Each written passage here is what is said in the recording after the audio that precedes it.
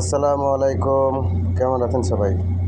ইন্ডিয়ার লোক বলছে যে আমরা বাংলাদেশ দল হয়ে নেব।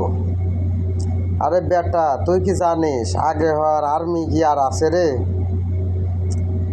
তোদের 200 আর্মি আর আমাদের 10 জন এনাফ। তোদের 200 আর্মি, আমাদের 10 জন এনাফ। দেশ নিয়ে কিছুদিন আগে দেশ নিয়ে ললিভার পাড়া দিয়ে খারাপ হয়েছে।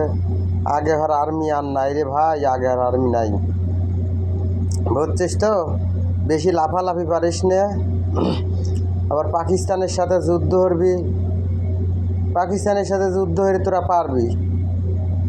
ইন্ডিয়ার লোকে একটাও পারবি না। এরা সব হচ্ছে গান মাল খায়া খায়া যায় পড়ে থাকবি।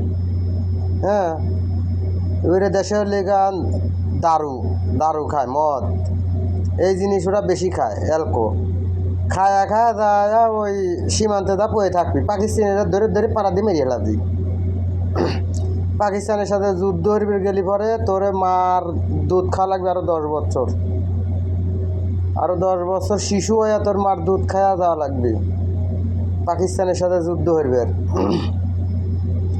আবার আমাদের বাংলাদেশের সাথে যুদ্ধ হইবে আলি পরে তোর মার পেটে যাওয়া লাগবে। যায়া 10 মাস 10 দিন থাকিয়ে আসি আরো 10 মাস 10 বছর আর দুধ খাওয়া লাগবে তোর মার। তোকে বাংলাদেশের সাথে যুদ্ধ করা লাগবে। বাংলাদেশ দল হরা কি এত সোজা? হ্যাঁ, এত সোজা বাংলাদেশ দল হরা?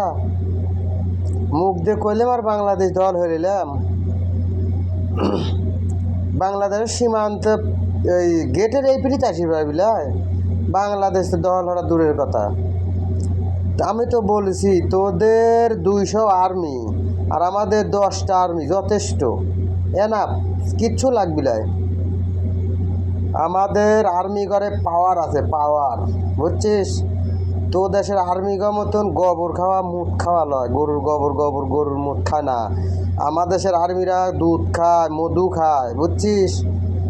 তাদের আমাদের বাংলাদেশের লোকজন যখন মার পেটাতেন পরে তখন দেয় মুহি, দেয় লিখেন মধু মধু, তারপরে দেয় লিখেন দুধ দুধ, বুঝছিস?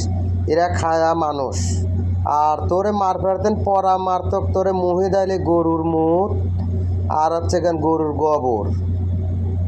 তোরা বাংলাদেশের খবর তোরা জানিস কিভাবে? বাংলাদেশের আর্মি আর সে আর্মি আর নাই, বুঝছিস? ভালো হয়ে যাস।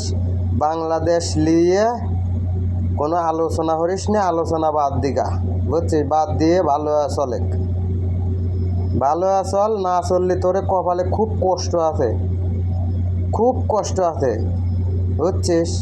বুঝতে পারবি তখন যে বাঙালি কি জিনিস।